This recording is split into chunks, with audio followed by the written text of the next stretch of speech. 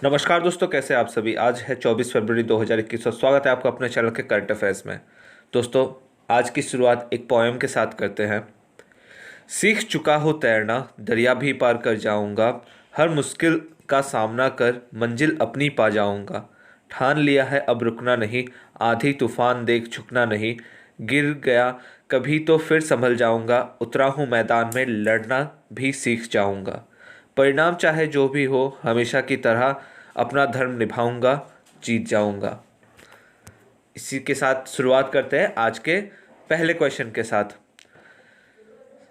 केंद्रीय सरकार 2025 तक कौन से डिजीज को, कौन से बीमारी को एलिमिनेट करने का टारगेट रख रही है, और ये 23 फरवरी को प्रधानमंत्री मोदी द्वारा फिर से दोहराया गया है। ऑप्शन है मलेरिया, डिप्थेरिया, डेंगू या फिर ट्यूबरकुलोसिस। तो इसका सही उत्तर है दोस्तों डी, ट्यूबरकुलोसिस।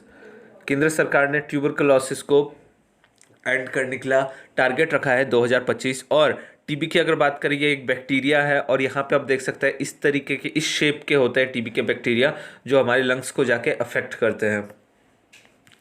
बढ़ते हैं अगले सवाल की तरफ। कौन से देश ने एक ऐतिहासिक फैसला लिया है कि वुमेन कमांडोज उनकी आर्मी में इंडक्ट होंगे। इस देश में अलाउड नहीं था पहले महिलाओं का आर्म फोर्स ज्वाइन करना। यहाँ आप देख सकते हैं उनकी महिलाओं की पहली फोर्स। ऑप्शन है यूएई, सऊदी अरब, ईरान या फिर इराक। तो सही आंसर क्या है? सही उत्तर है दोस्तों बी, सऊदी अरब। सऊदी अरब है इसका सही उत्तर। बढ़ते हैं अगले सवाल की तरफ।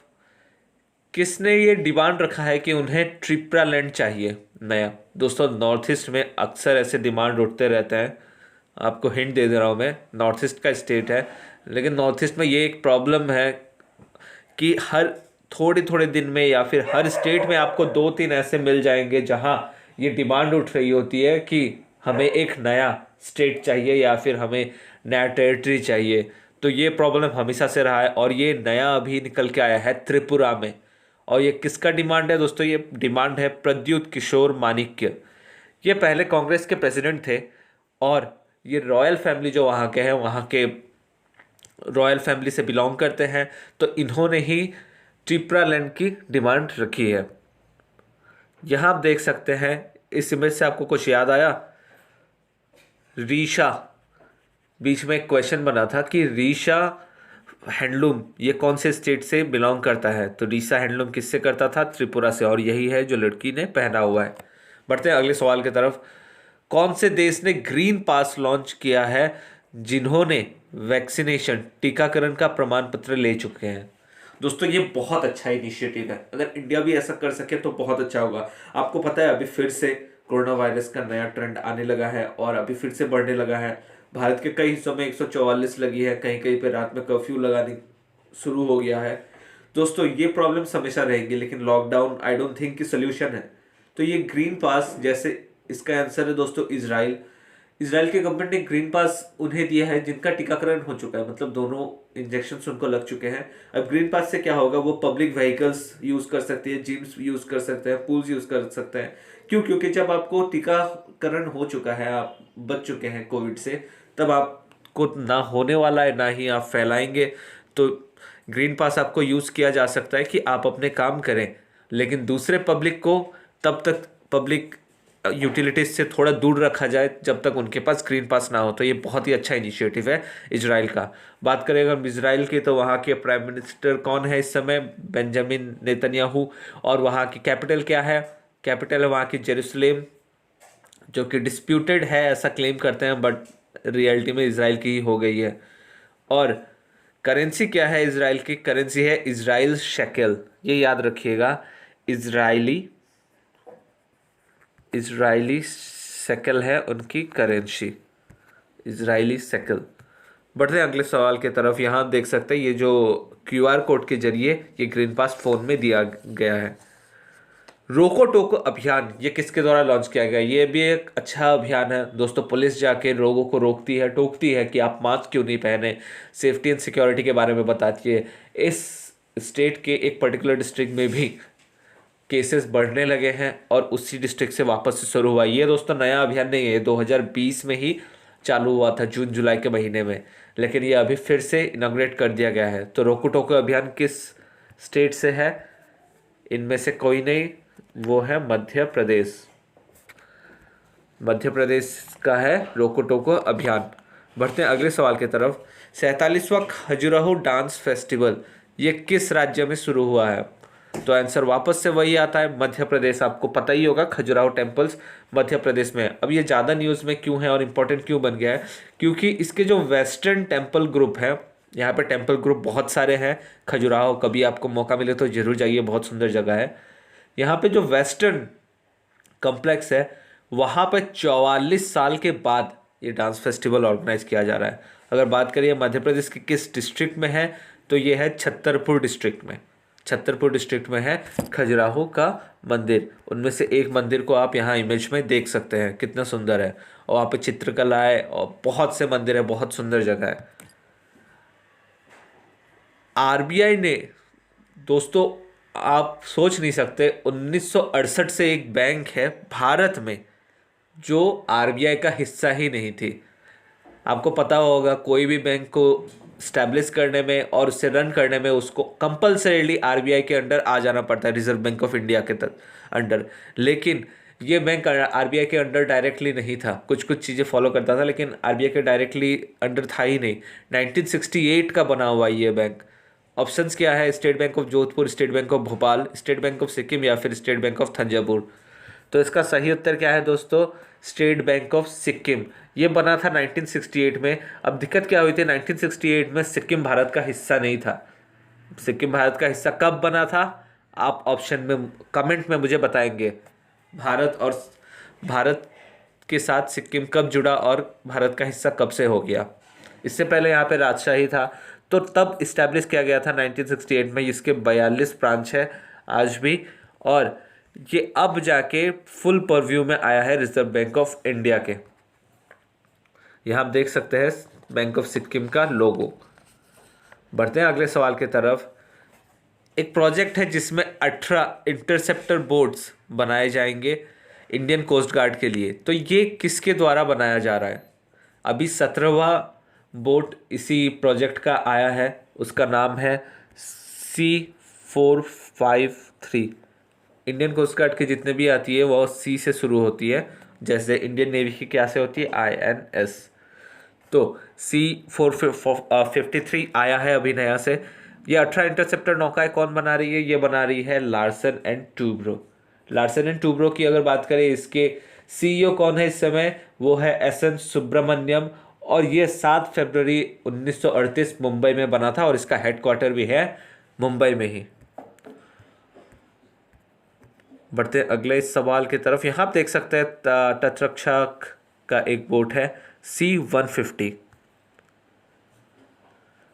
कौन से बैंक ने विश्व मानव संसाधन विकास कांग्रेस का पुरस्कार जीता है? HRD कांग्रेस का अवार्ड जीता है और ये बहुत प्रेस्टिजियस अवार्ड माना जाता है। और ये किस बैंक के द्वारा जिताया गया है? ऑप्शन है state bank of India, UCO bank of India, Punjab national bank या फिर यूनियन बैंक ऑफ इंडिया। इसका सही उत्तर है दोस्तों यूनियन बैंक ऑफ इंडिया। अब इसमें 2 कैटेगरी में इन्होंने जीता है, सिर्फ एक ही नहीं है।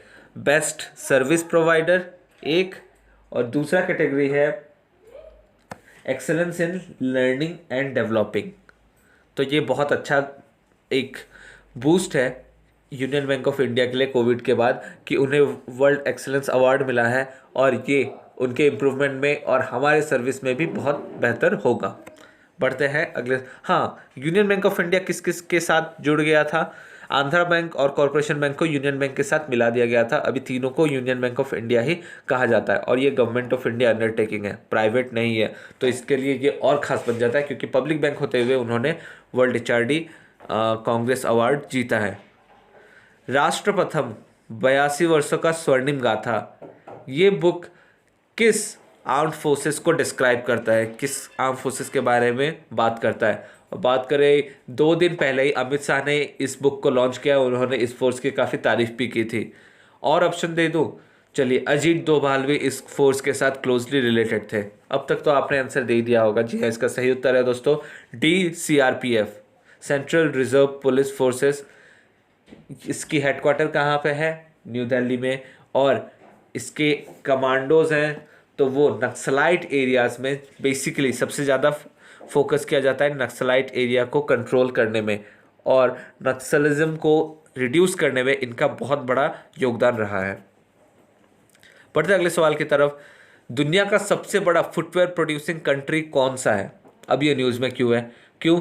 क्योंकि भारत अपना फुटवेयर साइज बनाने वाला है। अब फुटवेयर साइज क्या होता है दोस्तों? आप जब भी जूता खरीदते हैं, जूता या चप्पल खरीदते हैं, आपने एक नोटिस किया होगा कि आपको साइज जब आप पढ़ेंगे, नहीं पढ़ा है तो आप नोटिस कर लीजिए, EU, UK या फिर US, ये साइज होते हैं। आप जो बोलते हैं 7 नंबर, 8 नंबर, 9 नंबर, तो वो कौन सा साइज है? वो बेसिकली EU साइज होता है। हमारा अपना कोई इंडियन साइज ही नहीं है। तो इस साइज को और ये कन्फ्यूजन को हटाने के लिए कि EU होता है कि UK होता है या फिर US होता है, तो इस साइज को हटाने के लिए और इस कन्फ्यूजन को हटाने के लिए भारत एक नया अपना मेज़रमेंट कर रहा है और हम अपना फुटवेयर साइज निकालेंगे। और दुनिया की बात करें, सबसे बड़ी फुटवेयर प्रोड्यूसिंग कंट्री कौन सी है? चाइना, और दूसरे नंबर पे है भारत।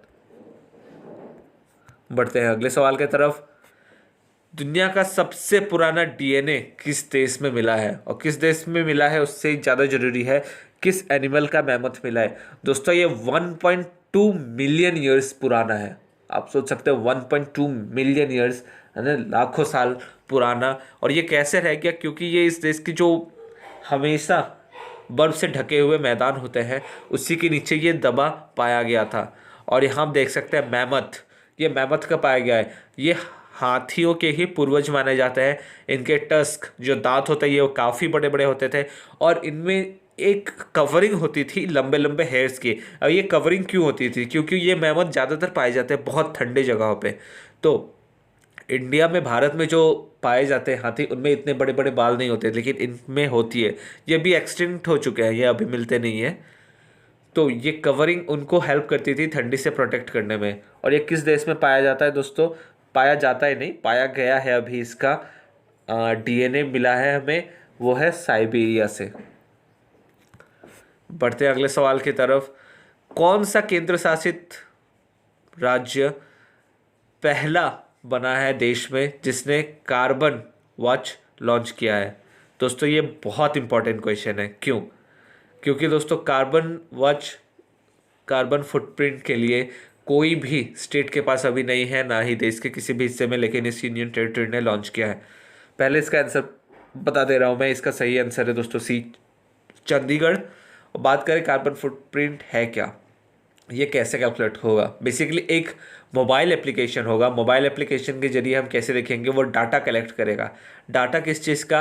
वाटर, पानी का हम कितना इस्तेमाल करते हैं, कितना वेस्ट करते हैं, इसका डाटा लेगा। एनर्जी, हम मंथली इलेक्ट्रिसिटी यूनिट कितना खर्च करते हैं और सोलर यूनिट कितनी खर्च करते हैं। वेस्ट जनरेशन, हमारे कितने वेस्ट निकलते हैं इंडिविजुअल और फैमिली के, दोनों के मिला के सारे काइंड ऑफ वेस्ट। और ट्रांसपोर्टेशन में हम बाईसाइकिल यूज़ करते हैं या फिर 2 व्हीलर 4 व्हीलर यूज़ करते हैं। और इन्हीं सब के डेटा को बेस करके बनाया जाता है, ऑटोमेटिकली कैलकुलेट हो जाता है कार्बन फुटप्रिंट। यहाँ आप इमेज में भी देख सकते हैं, इलेक्ट्रिसिटी, गैस, रिसाइकलिंग, फ्यूल, सब कुछ मिला के कार्बन फुटप्रिंट कैलकुलेट होता है। और आप अपना कार्बन फुटप्रिंट कैलकुलेट करके देख सकते हैं कि आप नेशन बिल्डिंग में हेल्प कर रहे हैं या फिर नेशनल डिस्ट्रॉइंग में ज़्यादा मदद कर रहे हैं।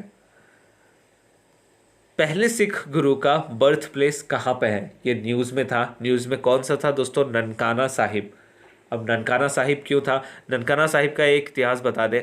पहले सिख गुरु कौन है हमारे? गुरु नानक देव जी, ठीक है। और ननकाना साहिब न्यूज़ में था अभी क्योंकि इंडियन गवर्नमेंट ने अलाउ नहीं किया था, कुछ सिख के गुरु थे उन्हें जाने के लिए, तो ये न्यूज़ में आ गया था।